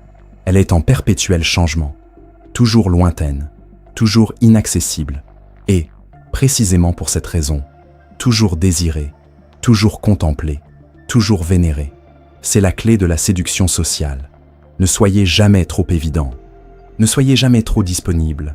Ne dévoilez jamais tout. Nourrissez l'imagination. Offrez des indices, jamais de réponse complète. Soyez comme le mirage dans le désert, si réel que personne n'ose se demander s'il est vrai ou illusoire. Mais, comme toute magie, ce fantasme a aussi son équilibre. S'il est perçu comme trop faux, trop creux, comme un tour mal joué, il se brise. Et, avec lui, son influence s'effondre. Alors, nourrissez le fantasme. Mais faites-le avec maîtrise, élégance, intelligence. Car celui qui contrôle le rêve, contrôle le rêveur. Derrière chaque forteresse, chaque posture, chaque masque social, se cache une faille, un point sensible, une brèche qui, une fois découverte, devient la clé d'un contrôle absolu. Et c'est précisément ce que révèle la 33e loi, avec une clarté presque cruelle. Découvrir le point faible de chacun. Car aussi puissant, influent, imposant que puisse paraître quelqu'un, il y a toujours quelque chose qui l'affaiblit. Il peut s'agir d'une vieille insécurité, d'une peur inavouable, d'une vanité dissimulée, d'une obsession cachée, voire d'un besoin émotionnel si profond qu'il devient pure cécité. Machiavel savait que le jeu du pouvoir ne repose pas sur la force physique. Il ne s'agit pas de crier plus fort, ni de s'attirer des alliés. C'est avant tout un jeu psychologique. Quiconque découvre la faiblesse invisible de l'autre n'a pas besoin de force. Il lui suffit d'appuyer, au bon moment, à l'endroit précis. La métaphore est juste. Imaginez un château apparemment impénétrable. Les murs sont hauts, les portes renforcées, les soldats nombreux. Mais il y a un endroit sur le mur où la pierre est fissurée, où le ciment a cédé. C'est là, et seulement là, qu'il faut concentrer son attaque. Un coup bien porté à cet endroit peut abattre le château tout entier, sans avoir à déplacer une arme. Mais attention, trouver ce point demande plus que de l'observation. Cela exige une écoute attentive, la lecture des signaux non exprimés, des gestes inconscients, des contradictions subtiles et, bien sûr, de la patience. Car certains points faibles sont si profondément enfouis qu'ils n'apparaissent que lorsqu'on suscite des émotions, qu'on provoque, qu'on crée un malaise, qu'on force l'autre à en révéler plus qu'il ne le souhaite. Mais une fois découvert, vous avez entre les mains la corde qui mène tout le monde. Et oui, c'est là que réside le danger. Trop insister peut mener à des effondrements imprévisibles. La fragilité, lorsqu'on la touche sans habileté, peut mener à la fuite, à l'effondrement, voire à une agression désespérée. Alors, insistez, mais avec maîtrise. Et si trouver la faiblesse signifie dominer les autres, la 34e loi nous montre que, souvent, le chemin le plus court vers le pouvoir passe par la perception. Agir comme un roi, pour être traité comme tel. Car, au bout du compte, on ne traite pas les autres selon ce qu'ils sont. On les traite selon ce qu'ils paraissent. Le monde est profondément sensible aux apparences, aux signes subtils de statut, de valeur, d'importance. Et ceux qui se comportent comme des gens ordinaires, qui se présentent comme banals, qui acceptent d'être perçus comme une personne comme les autres, finissent par être traités exactement de la même manière. Machiavel savait que le respect ne s'accorde pas. Il s'exige, il se provoque, il s'impose, mais pas par la force brute, ni par une menace explicite, mais par la posture, par le langage corporel, par la façon dont on se positionne, dont on occupe l'espace, dont on regarde, dont on parle, dont on bouge. L'image est absolument claire. Imaginez la couronne. ce n'est pas qu'un ornement, c'est un symbole. Elle communique, sans mots, que celui qui la porte n'est pas comme les autres. Et, même si cette couronne est invisible, elle doit être présente dans votre comportement, dans le ton de votre voix, dans votre regard. Car celui qui ne se comporte pas comme un roi ne sera jamais traité comme tel. Bien sûr, il y a un risque. Si votre attitude royale se transforme en arrogance, en mépris affiché, elle cesse de susciter le respect et commence à générer haine, envie et désir de destruction. C'est pourquoi la véritable royauté est un élégant mélange de distance et de bienveillance, d'autorité et d'approche calculée, de quelqu'un qui se sait supérieur, sans jamais avoir à le dire à voix haute. Et si se comporter comme un roi engendre le respect, la 35e loi vous offre l'une des armes de pouvoir les plus subtiles et les plus meurtrières. Maîtrisez l'art de reconnaître le bon moment. Car dans le jeu social, faire la bonne chose, au mauvais moment, équivaut à commettre une erreur. Le temps est maître du destin. Et ceux qui n'apprennent pas à le respecter, qui n'apprennent pas à attendre, à observer, à lire les signes, finissent par agir trop tôt et échouer, ou trop tard, et se faire dépasser par les actions des autres. Machiavel avait compris que le jeu du pouvoir n'appartient ni aux anxieux, ni aux pressés, ni aux impulsifs. Il appartient aux patients, à ceux qui savent attendre, à ceux qui savent paraître lents, alors qu'en réalité, ils ne font qu'accumuler force, information, alliés, influence. L'image est superbe. Pensez au faucon. De là-haut, il observe, silencieux, calmement, immobile, tandis que sa proie, en bas, se croit libre, protégé, oublié. Et puis, au moment précis, le faucon plonge, rapide, mortel et précis, car celui qui contrôle le temps contrôle la chasse. Mais bien sûr, maîtriser le temps ne se résume pas à attendre. Il s'agit aussi de savoir quand la fenêtre d'opportunité est sur le point de se refermer. Le moment d'agir est une question de temps, ou jamais. C'est pourquoi le véritable maître du temps n'est pas seulement patient. Il est aussi féroce, lorsqu'il comprend que le moment est venu. Et si le temps est votre arme invisible, la 36e loi vous enseigne quelque chose que la plupart des gens ne comprendront jamais. Méprisez ce que vous ne pouvez pas avoir. Car prêter attention à un problème mineur, à un ennemi insignifiant, à une provocation sans importance, c'est leur donner plus de pouvoir qu'ils ne le méritent. Le simple fait de reconnaître un problème, de s'en soucier, de réagir, est en soi une façon de valider son existence. Et, souvent, c'est exactement ce que l'ennemi souhaite, que vous soyez importuné, que vous vous ravaliez à son niveau, que vous vous épuisez à mener des batailles qui n'ont jamais mérité votre énergie. Machiavel savait que, dans le jeu du pouvoir, ignorer est une forme de meurtre symbolique. C'est comme si, en ne réagissant pas, on disait au monde « Ceci n'est pas assez pertinent pour exister dans ma réalité ». La métaphore est ici douloureusement claire. Imaginez une petite plaie. Elle démange, elle gêne. Et vous, irrité, commencez à la toucher, à la gratter, à la piquer, à essayer de la guérir. Et plus vous la touchez, plus elle empire. L'inflammation s'amplifie, se propage, devient un problème infiniment plus grave qu'il ne devrait l'être. Alors qu'en réalité, si vous l'aviez simplement ignorée, laissé votre corps s'en occuper naturellement, elle aurait disparu d'elle-même. Bien sûr, ignorer requiert une force intérieure que peu possèdent, car l'ego blessé veut réagir. Il veut répondre. Il veut montrer qu'il n'accepte pas d'être mis au défi, qu'il n'accepte pas d'être provoqué. Mais le machiavélisme enseigne. Résister à la tentation de répondre est souvent la réponse la plus puissante, car ceux qui vous ignorent vous dominent. Et ceux que vous ignorez cessent tout simplement d'exister dans votre jeu.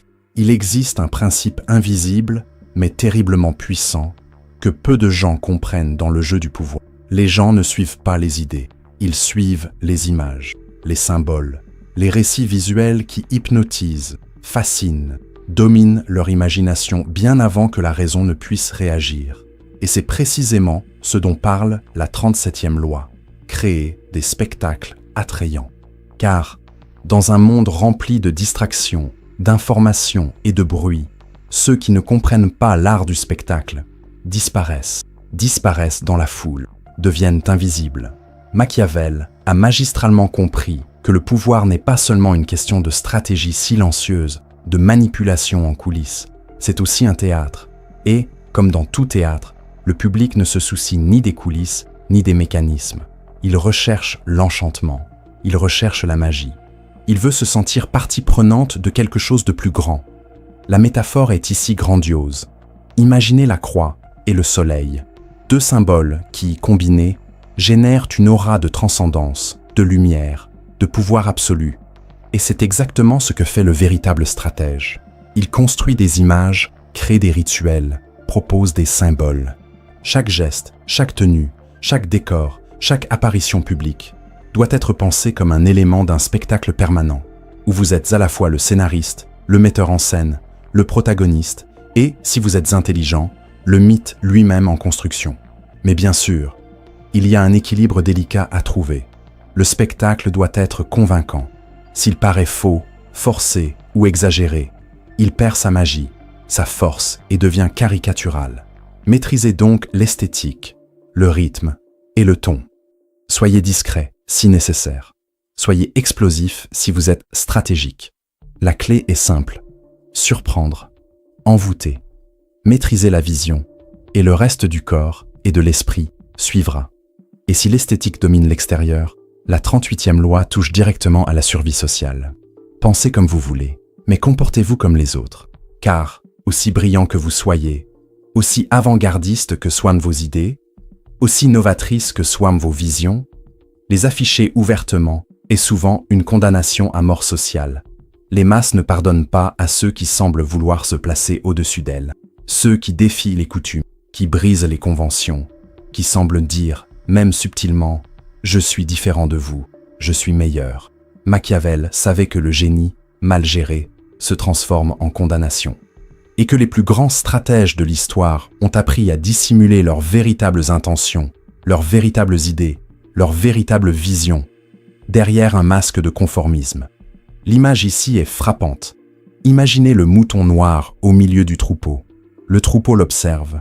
Il ne sait pas s'il est à sa place ou non. Et, au premier signe de menace, il est isolé. Il est abandonné. Et, seul, il devient une proie facile pour les loups. Alors, gardez vos idées révolutionnaires pour les bons moments, pour les bons alliés, pour les espaces où elles peuvent être appliquées en toute sécurité. En public, souriez avec le troupeau, marchez avec le troupeau, parlez comme le troupeau. Et secrètement, tracez votre propre chemin, car être différent n'est pas un problème. Le problème, c'est de paraître différent avant d'être assez fort pour en assumer les conséquences. Et si le déguisement protège, la 39e loi vous offre une arme psychologique d'une précision chirurgicale. Agitez les eaux pour attirer les poissons. Voici l'une des plus grandes vérités du comportement humain, et l'une des plus inconfortables. La plupart des gens sont gouvernés, presque exclusivement, par leurs propres émotions. Et lorsqu'ils sont calmes, en sécurité, équilibrés, ils sont plus difficiles à manipuler, à diriger, à contrôler. Mais agitez vos émotions, provoquez-les, irritez-les, déstabilisez-les. Et soudain, la rationalité s'évanouit, le contrôle disparaît. Et il ne reste que les impulsions, les réactions, les erreurs, que vous, le stratège, pouvez exploiter magistralement. Machiavel avait compris que la colère, l'amour-propre blessé, l'orgueil exacerbé, la peur, l'insécurité, sont des outils de contrôle infiniment plus puissants que tout discours logique, que tout argument rationnel. La métaphore est ici impeccable. Imaginez un aquarium. L'eau est claire, calme, et les poissons sont au fond, en sécurité, protégés, invisibles. Mais remuez l'eau, créez du mouvement, jetez une pierre, et, instantanément, ils remontent à la surface, désorientés, affamés, désespérés. Et, à cet instant précis, tout appât semble irrésistible. Tous les pièges fonctionnent. Bien sûr, comme toute arme, celle-ci requiert de la maîtrise. Trop d'agitation peut engendrer le chaos. Elle peut provoquer des crises incontrôlables. Elle peut retourner la panique contre vous. Alors, maîtrisez l'inconfort. Créez le degré d'instabilité exact qui fera perdre l'équilibre à l'autre personne, mais pas au point de détruire le jeu lui-même. Et si déstabiliser les autres est un moyen de prendre le contrôle, la 40e loi vous donne un avertissement que beaucoup ignorent et le payent cher. Méprisez tout ce qui est gratuit. Ici, la logique est simple, brutale, machiavélique. Tout ce qui est offert gratuitement, sans prix, cache un piège. Ce pourrait être du poison, ce pourrait être une dette invisible, ce pourrait être un lien de dépendance déguisé en générosité, ou, à tout le moins, cela ne vaut pas autant qu'il n'y paraît. Machiavel savait que ce qui a de la valeur exige des sacrifices, et qu'accepter quelque chose de gratuit non seulement contamine votre perception de cet objet, de cette opportunité, de cette relation, mais vous place souvent dans une position de dette, de soumission et de vulnérabilité. L'image ici est puissante. Imaginez une rivière, en coulant, en circulant, en débordant. Elle génère vie, abondance et richesse. Mais si quelqu'un tente de construire un barrage, s'il tente de l'endiguer, s'il tente d'arrêter son cours, l'eau pourrit, la vie disparaît, et il ne reste que maladie, épidémie et misère. Par conséquent, dans le jeu du pouvoir, n'acceptez pas d'aumône, n'acceptez pas de cadeaux déguisés, et, plus encore, apprenez à être généreux stratégiquement. Car l'argent qui circule, la valeur qui se déplace, non seulement construit votre image de grandeur, d'abondance, de force, mais crée aussi des dettes invisibles chez les gens. Des dettes que vous pouvez recouvrer, quand et comme vous le souhaitez. Car, au final, celui qui donne, domine, et celui qui reçoit, se soumet. Dans le jeu du pouvoir, il existe une ombre aussi étouffante que n'importe quel adversaire, l'ombre de son prédécesseur. Et c'est précisément ce que révèle la 41e loi. Évitez de suivre les traces d'un grand homme, car ce qui vient en premier paraît toujours plus authentique, plus original, plus grandiose. Et celui qui vient après, aussi brillant soit-il, sera inévitablement comparé, jugé et, presque toujours, perçu comme une pâle copie, une ombre, un lointain écho de ce qui a existé.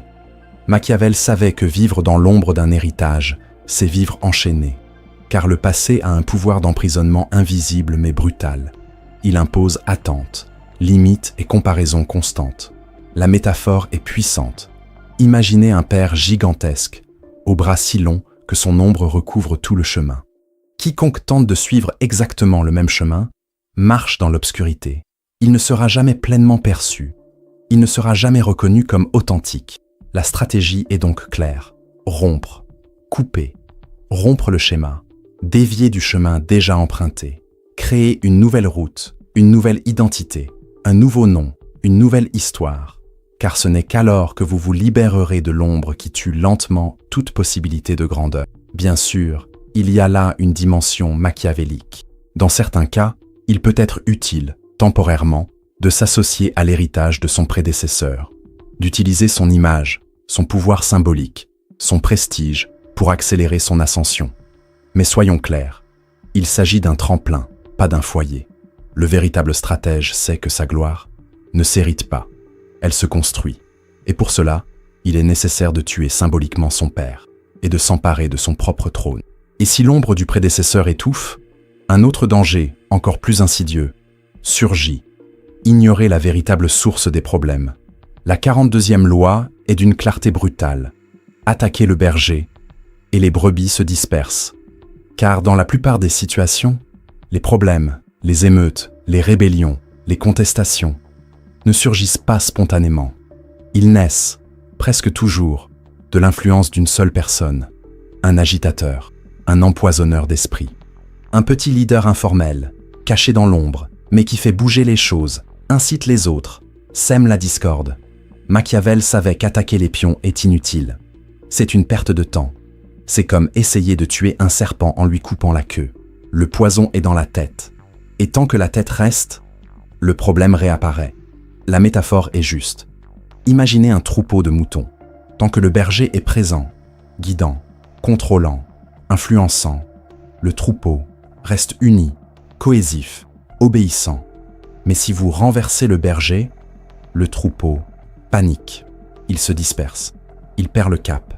Et dans cet état de confusion, il est infiniment plus facile de le capturer, de le contrôler, de le dominer. Alors, dans le jeu du pouvoir, apprenez à voir au-delà des apparences. Découvrez qui agit réellement en coulisses, qui maintient les autres ensemble, résistant et résilient. Puis, attaquez-vous à ce noyau.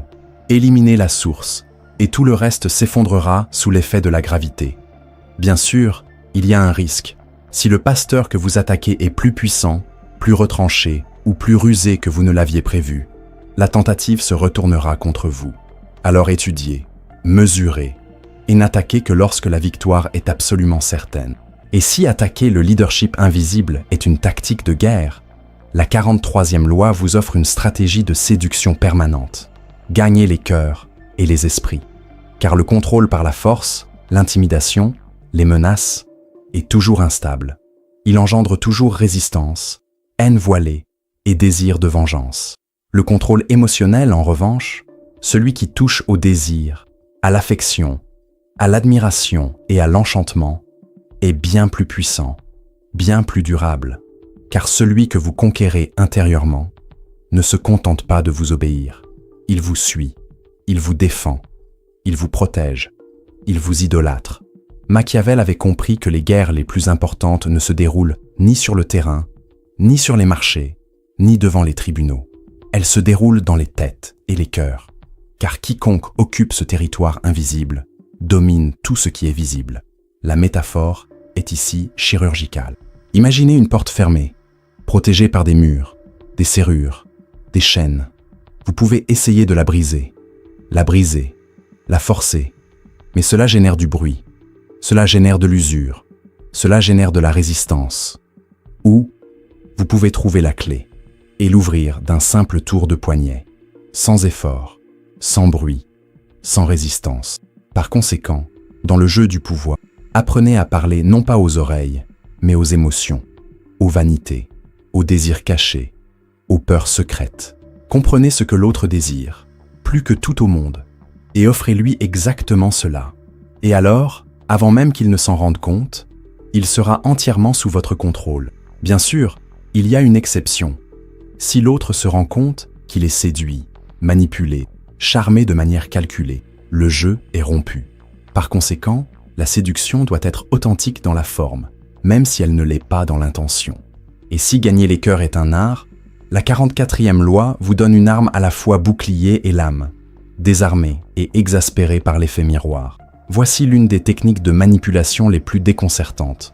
L'être humain a un ego si enflammé, si sensible, si fragile, que lorsqu'il se voit reflété, lorsqu'il prend conscience de ses propres actions, de ses propres défauts, de ses propres agressions, il perd le contrôle, car, inconsciemment, il ne sait pas comment gérer son image brute et nue qui lui est renvoyée. Machiavel savait qu'en imitant le comportement d'autrui, qu'il s'agisse d'agressivité, de froideur, de gentillesse ou même de stupidité, on génère un malaise si profond et inattendu que l'autre se retrouve désarmé, déconcerté, perdu, parce qu'il s'attend à ce que vous réagissiez différemment, que vous combattiez, que vous fuyiez, que vous vous soumettiez. Mais à la simple réflexion, il perd ses repères. La métaphore est ici mythique.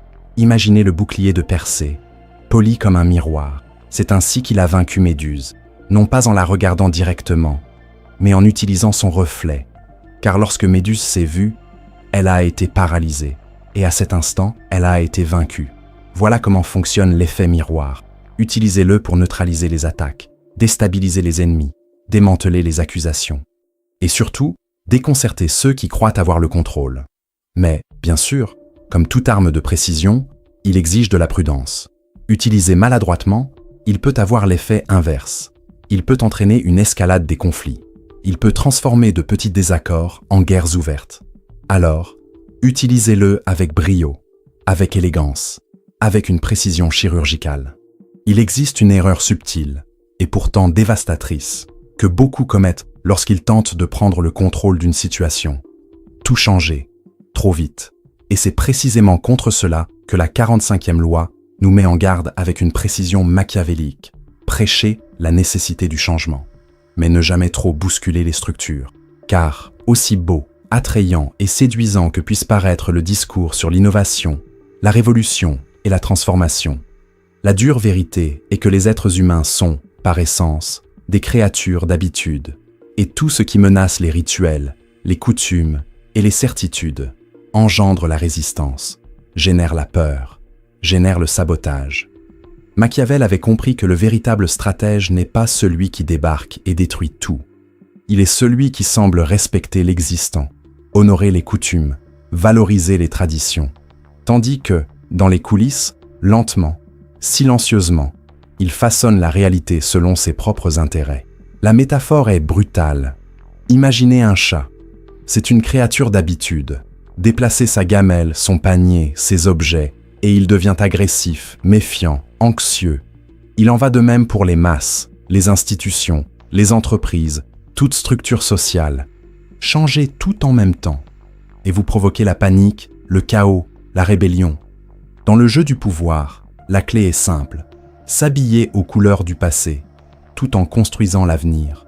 Faire croire aux gens qu'ils préservent leurs traditions, alors qu'en réalité, ils sont conduits vers un nouvel ordre, que vous contrôlez.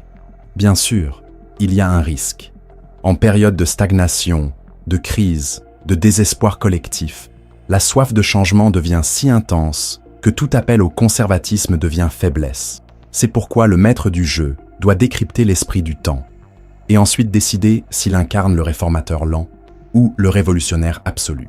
Et si l'équilibre entre changement et tradition est essentiel, la 46e loi nous enseigne l'un des principes les plus ignorés et les plus mortels du jeu social. Ne jamais paraître trop parfait, car la perfection, aussi admirable soit-elle à première vue, a un effet secondaire invisible, mais mortel. Elle engendre l'envie, elle engendre le ressentiment, elle engendre un désir de destruction. Car, au fond, rien n'irrite plus les êtres humains que de vivre avec quelqu'un qui semble inaccessible, imbattable, impeccable. Machiavel savait que l'envie est le poison silencieux qui détruit plus d'empires que n'importe quel ennemi extérieur. Ainsi, le véritable stratège apprend, dès son plus jeune âge, à afficher des imperfections calculées, de petits défauts inoffensifs, de petites vulnérabilités stratégiquement mises en scène, parce que cela humanise, cela apaise, cela réduit les tensions, cela incite les autres à baisser leur garde, à ressentir de l'empathie, à se sentir à l'aise, alors qu'en réalité, ils restent totalement sous votre contrôle. L'image ici est éloquente. Imaginez un jardin, magnifique, impeccable, rempli de fleurs symétriques, parfaitement alignées. Mais, au milieu, quelques mauvaises herbes, discrètement, stratégiquement laissées là. Car, sans elles, le jardin paraîtrait artificiel, aseptisé, effrayant. Et cela, en soi, serait une raison suffisante pour que chacun veuille le détruire. Par conséquent, dans le jeu du pouvoir, ne montrez jamais seulement votre lumière. Montrez, de temps à autre, une ombre, un défaut, une petite erreur, une faiblesse contrôlée. Car si vous semblez trop divin, vous serez crucifié. Si vous semblez suffisamment humain, vous serez suivi, vénéré, obéi. Et si la perfection entraîne sa propre chute, la 47e loi nous apporte un avertissement sans équivoque. Ne dépassez pas l'objectif fixé. Dans la victoire, apprenez à vous arrêter, car c'est là que réside l'un des plus grands pièges du succès. Le succès, mal géré, se transforme en arrogance.